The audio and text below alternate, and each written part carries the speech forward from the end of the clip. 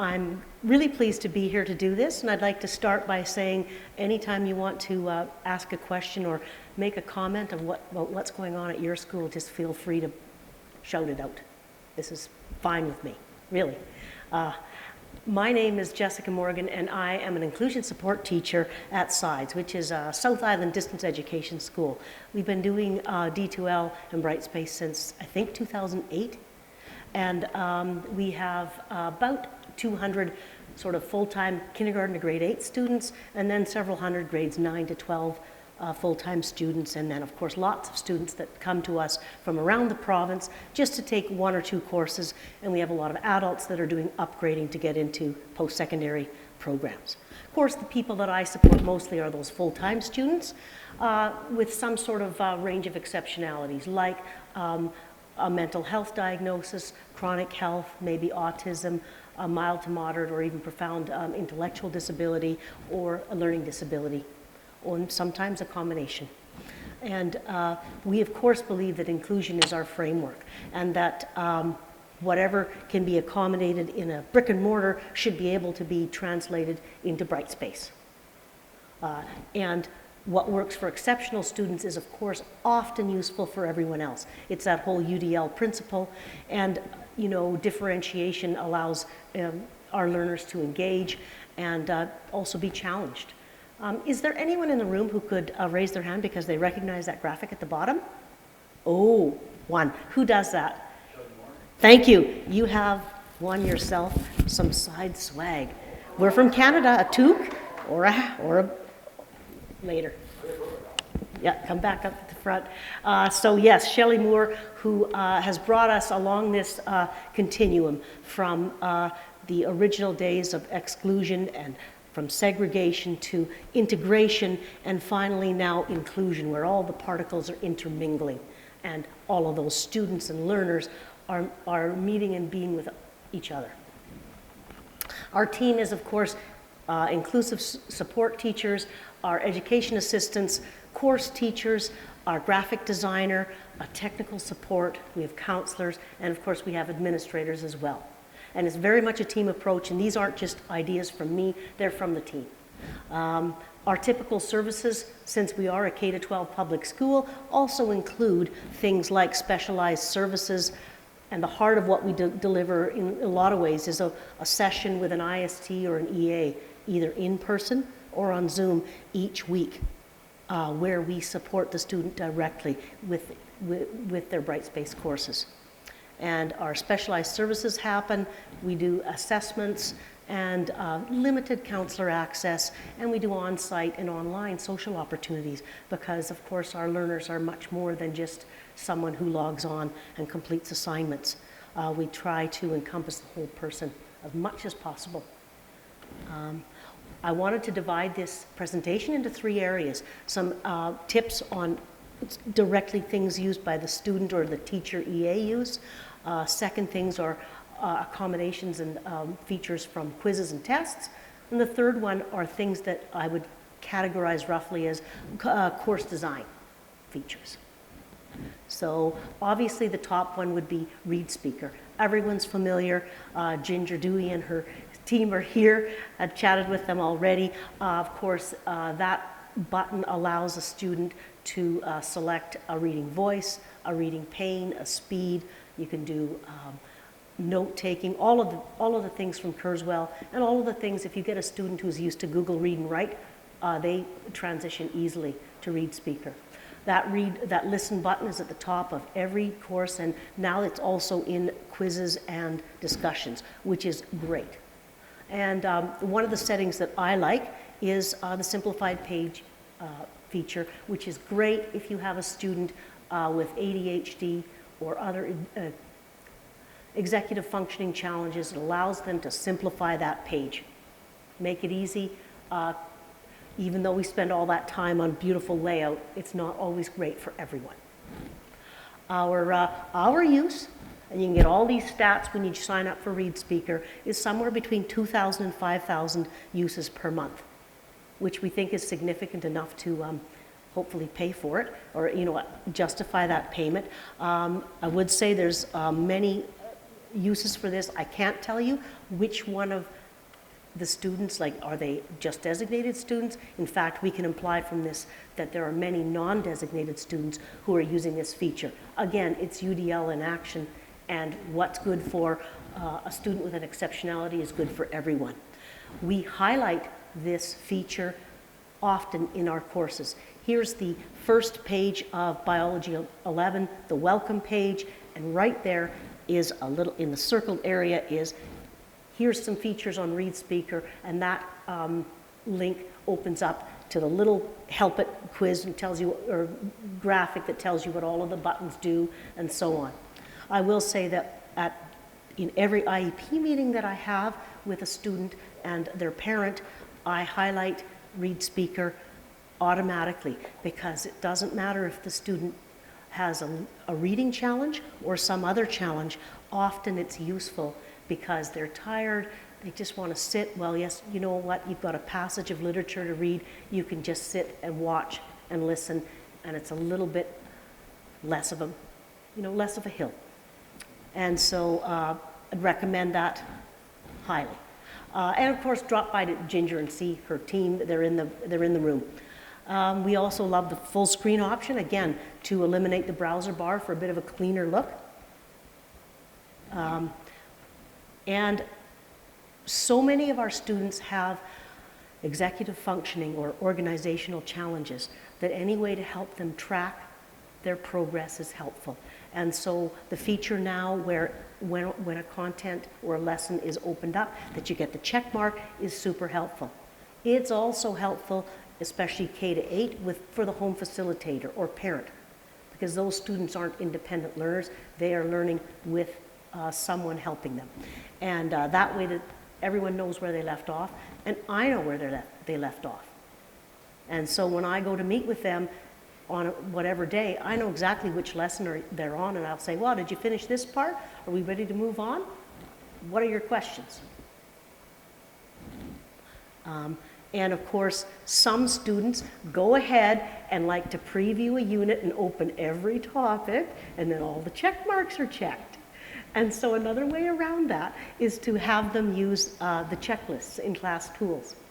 And that way they can go in and physically click when they've done a lesson, which is great. This is far easier to use than the old bookmarks feature, if you ever remember that from 3 or 4 years ago. I don't know. And the other thing that this brings to mind is the use of course schedulers, and how often we, well, in almost all our courses, there's a course scheduler at the beginning, a link to an Excel spreadsheet that allows the student to put in their start date, their projected end date, and block off things. But those imposed schedulers aren't good for everyone, and they aren't good for us to increase student autonomy and self-direction.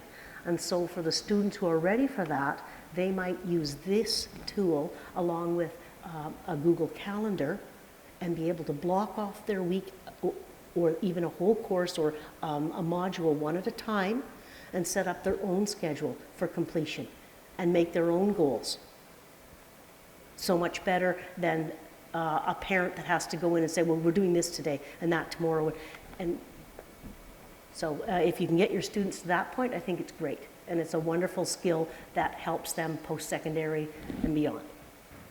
We also love to allow more student control. One of those ways is with our lovely graphic designer. The student in the first part of physical education 8 gets to choose a theme, and whether it's the hockey rink, the dance studio, the soccer pitch, the surfer, or the outdoor scene, the student can change and personalize so that it's something a little more interesting to them. And of course, they can change it halfway through the course if they like something else. We had that also in our grades 6, 7, 8 math courses, where the student can choose which view they like. So it's got 3 different fonts, just a different view. Again, just a little bit more autonomy, a little bit more engagement. We also really like the glossary feature. This is a fair bit of work, but this is a glossary from Life Sciences 11. And what it allows you to do is input terms and their definitions at just the right level. Because if you take even many terms, even in biology, and you put them into Google, you don't know if you're getting too simple a definition or much too high a level. They jump to first and second year university level definitions really quickly. This just allows it to be at that right level. And helps those students, and it's usually right on the main taskbar of the course. We have a great thing in this special role done by our Brightspace administrator person at the school. She's a full-time employee, obviously, and this is a special role for inclusive ed staff so that we're not a full course teacher, but we're above a student. It allows us to go in and impersonate a student. That way, again, looking back, I know exactly which check marks are opened by that student. I know exactly what lessons, and I can even preview tests. And so when you're someone like me who is in many courses, 50 or 60 courses, I don't remember what Unit 2 test looks like in whatever course, but I can go in there and I can see it. And I can say to my student, well, there will be 8 multiple choice questions in 1 paragraph. And it leaves no footprint behind. So if I go in there, open something, or I look at their feedback from their assignment so that I know before I meet with them, I can know, this was actually sent back by the course teacher because there was part of it missing. They missed some instructions or whatever, and so I can go in and say, hey, there's a reason there's no mark on this thing you submitted earlier this week. It's because you missed this certain part. Let's go back and fix that. But you don't leave a trace behind, so it's wonderful to go in and do that. So I don't end up checking boxes, and I end up not having to have access to the student password. Right? It's all done from behind. So now does it look like the student is logged in, or it's just like... Yep, it's the student himself. So at the top, quite often you can go view as student, but this is even better because you're viewing as that particular student only.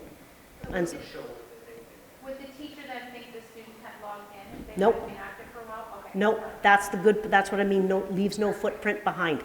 Because that's the key thing. Then you don't want to think, oh, well, the student was in here 3 days ago and it was just you checking. Because of course I go in once a month or so and I check on all my students and I keep a record of where they were a month ago and where they are now. And if there's been no progress in that course or in, heaven forbid, in any of the courses, I know something is shut down. If it's someone that I don't meet with each week or that said, oh, I can't meet with you and I've had these little delays, I'll know if there's been progress made. Yeah. And part of that too will come from looking at class progress options. These are for students and home facilitators, but also for staff. And when you go in there and look at grades progress, that's perfect. And if the student goes to the assignments tab, clicks on something, they can see on the right-hand side, they can see their detailed feedback. All in one place, all their assignments for the course. So they know if they've been improving, they know where they had troubles, and you do as well as a support person or as a parent. So we like that. And also, of course, login history is great because then you know if someone's struggling with something and they say they have tried it, well, either they're BSing you or they really were trying, or maybe they haven't logged in 3 weeks. And if you know they haven't logged in 3 weeks, then you're asking, why haven't they been able to engage? And you find out something has happened. And that's part of the heart of keeping them going is figuring out, well, if they haven't been able to engage, why is that and what can we do to get them back? Next section would be quiz and test features. And this might seem like a weird slide to have at the beginning. However, we do find some of our courses have a little quiz at the beginning, a getting to know you quiz of 5 or 6 questions. What are your goals in this course? Do you have an IEP? Do you have a preferred pronoun or name? And all of that. Because our student information system sits here and Brightspace sits here. And I know that there are options in the room there to integrate them, but ours are not integrated at this point. And this way the student has another opportunity to let that course teacher know, actually, yes, I prefer he, they, or whatever pronoun or a new name, and they also can identify if they have an IEP. And if you look here, this person says, I have an IEP, CSIS. Someone else has a goal of getting halfway through the course by whatever date. And this is a hidden gradebook column that will not appear to students. It will only appear to staff. The other interesting part about that is it's super useful if you have a teacher on call or substitute marking one day, because then you don't end up with a misstep with, oh, well, I didn't know you had an IEP accommodation. You just failed something because, you know, your accommodation wasn't taken into account, or perhaps there was something very triggering. And when we have an IEP there, that alerts the teacher to go to our student information system, and then they can see, oh, do not contact student directly, contact the parent, contact the IST, or indeed talk to the student directly. But so many things can be triggering to someone with anxiety or depression. You got to watch what you do sometimes. Someone can go into a bit of a tailspin in a way that you're not expecting. But then mental illness isn't always predictable or logical. So that's useful. And in the accommodations and quizzes, of course, it's easy to adjust the time limit, goes through to every quiz within the course of that student, and there's a little icon by the student name, and if you hover over it, it says student has accommodations. So it's easy to see, oh yeah. And of course, I loved what was happening this morning with the big reveal, and that quizzes can now be not just a clock, but that little thing.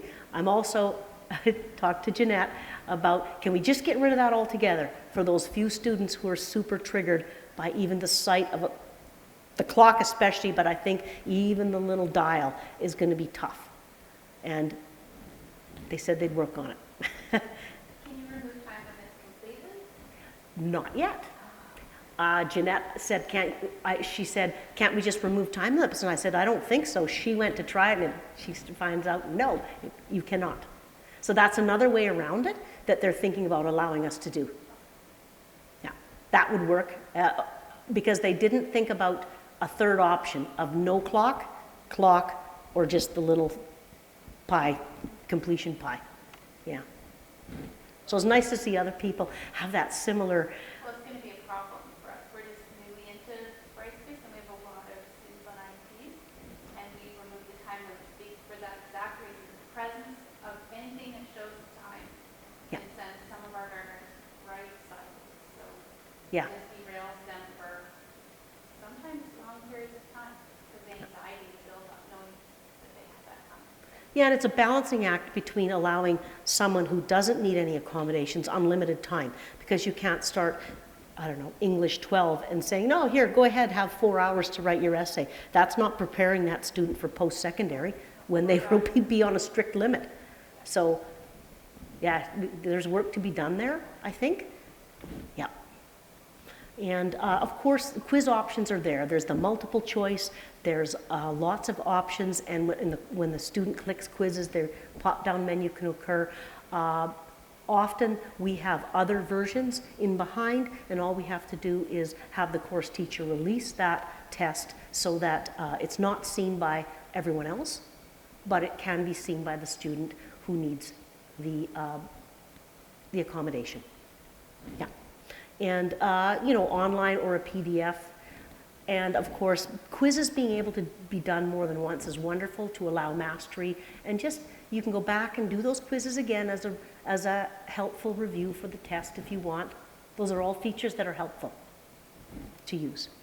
And of course, the control of when quizzes are released is important, because there's a big difference between a student knowing and thinking they know. And especially, you know, in mathematics, but in all of our courses, there's only a certain number of test versions that you have. You know, we don't have 18 versions of a test to let a student go, oh, well, that math 10 here, if you don't pass it the first time, here, we'll give you 3 more versions till you do. No, So we need to make sure that they're prepared before they write the first time. And those are, anyway, so those things are adjustable and they're helpful. In our third little category is thinking about course design features. And we find that that consistent structure really helps with comfort level and engagement.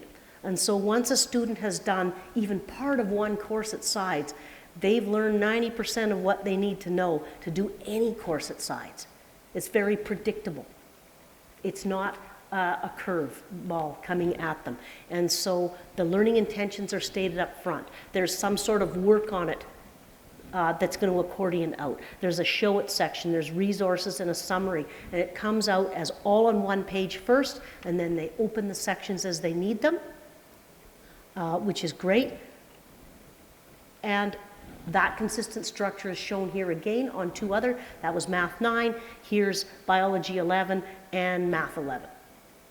And we've got, you know, a get started, a learning intention up front, some sort of work on it, show it, wrap it up. But you can see they look like different courses and they certainly have different graphics, but there's a similarity, just a basic, here it is. We do sometimes, particularly in mathematics, have links to prerequisite skills. On the left, we've got Math 9, and maybe we could put it up front, but at the bottom it says, if you found that lesson too difficult, click here to review skills, background skills, because students don't arrive in Math 9, Unit 3, with the prerequisite skills from grade 8 in the same algebra or whatever the skill area is. And so this allows them to go back and review. And the one on the right, the example on the right is Math 6, 7, or 8, whatever, Unit 3. And it's the first lesson is, are you ready? And it's how we begin every lesson in those middle school math courses, so that the student go in, try a few questions. If they're working with their home facilitator or their EA or their instructional support teacher, then they can review things. They go, oh, yeah, now I remember this. Then they're ready to go on and learn the new things in lesson 2 and so forth. And if they aren't, then there's instructions on how to get that support that they need. And the course teacher will be in contact with them to say, here's what you need to review.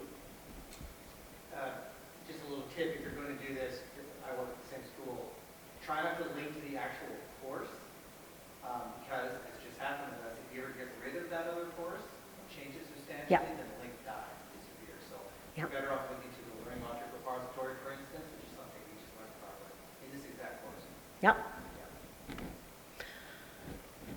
And we love it with the idea of having some quick questions to check understanding. You know, as a student works through things, ask them questions, show them the answers, then those similar questions can be used on an exercise for assessment, and they've already had exemplars. And I can't stress this one enough, consistent task names within the lessons, within the Dropbox, and within the assignments, and even in the grades tab. So when this student goes and looks, I don't know if you can see it in the back, but this 1.3.7, that is Module 1, Chapter 3, Lesson 7. And that's where they're going to find the instructions for that assignment. That's also where they're going to find a link within the lesson for that assignment, or they may be going into the assessments tab and going down to there. 2 ways to get to every assignment is way better than only one. And that consistent labeling really helps them. Then they go back, they find out, oh, the feedback maybe was terrible. If you look at this student submitted some things, some feedback has been read, this has not been, and this one doesn't have a grade. And I can tell you right now, something major was missing in that assignment, and the teacher has given that feedback and is expecting that student to fix, edit, and resubmit. And the same titles in the grade tab it seems logical, but don't, if you're designing courses, call it assignment 1, assignment 2, assignment 3, assignment 4, because then when edits come along, you're toast, because if there's an assignment added or an assignment taken away, then you've got to go in and change in all the lessons and in the PDF to download or the doc, whatever, the assignment file to download. You've got to change it all. And sometimes it's easy to mess that up. So if you, even though it seems like a 1.2.6 seems weird, once the students get used to it, they know what it means and it works. That's what we've found. And there's always more than one mousetrap. And Dropbox use has gotten easier with uses, putting that link within the course or coming down, and a link to the quiz either in the content as well as in the quiz tab works really well. And oral submissions don't have a limit now, I don't think. So that's that's great. What's nice too, though, is even if you're talking about an oral submission, most of our students who are really anxious will not use the record in the Dropbox feature. What they like is to record somewhere else, get their MP3 or MP4 file, and they can still upload that. So you still need those options, because that way they can pause, they can edit if they can or want to, and still submit the assignment. And of course, numerous items uploaded to the same Dropbox works well, except of course we don't want a 10-page assignment 1 page at a time. But yeah, if they do one and then they say, oh, I forgot a page, they can upload the second one, put in the comments, please just mark the second one, I messed up on the first one. And within our courses, we do find that choice and self-direction are really helpful. And what is success for one student may or may not be success for the other student. And so to have this low floor, high ceiling approach is great. This is a part of a page from English 12.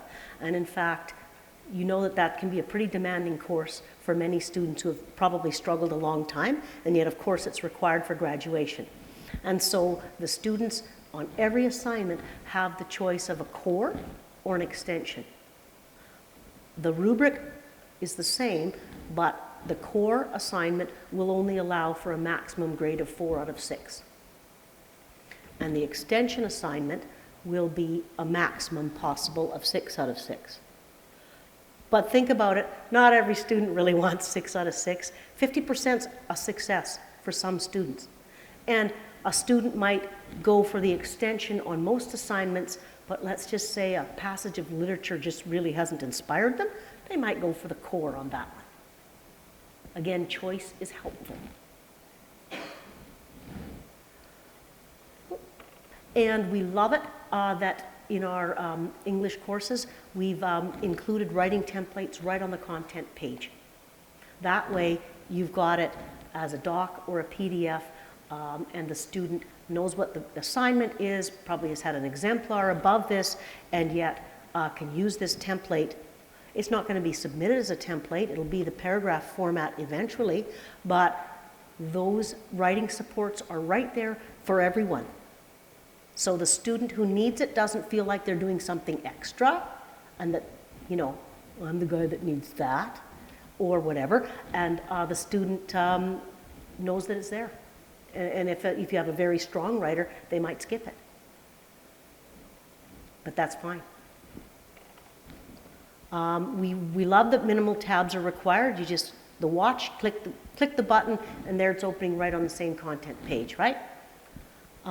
We do sometimes have content warnings in our courses, and you might find that interesting, but some things can be quite triggering. This is a page from Indigenous Studies 12, which is a course that talks in depth about the treatment of Indigenous children in residential schools and the Indian Act and various other deeply problematic topics. And whether the student is Indigenous or non-Indigenous, that can be very upsetting. And so we actually have a link to resources. There's a helpline. There's also, I'm going to show you in a moment, our counseling page, so that again we have more resources available. We also have these links and some warnings for either the home facilitator or for the student in some of our PHE courses, because again, if you have someone with an eating disorder, the healthy living section can be triggering. You just don't know. Well, the inclusion support teacher might know, but again, these courses are required for graduation. So you can't just say, oh, skip it, skip it, skip it. So this way, that they can get that link to counseling, which is coming. We use widgets throughout. You can see that Counseling Connections widget on the side, which is going to lead me to the page that's next. And there's also a widget to the library. And just as a little shout out, that little widget up there, upcoming dates.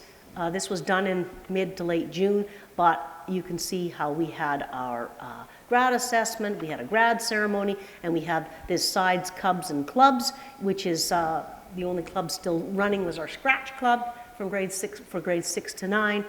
But those widgets allow us to announce things consistently on every homepage, which are great.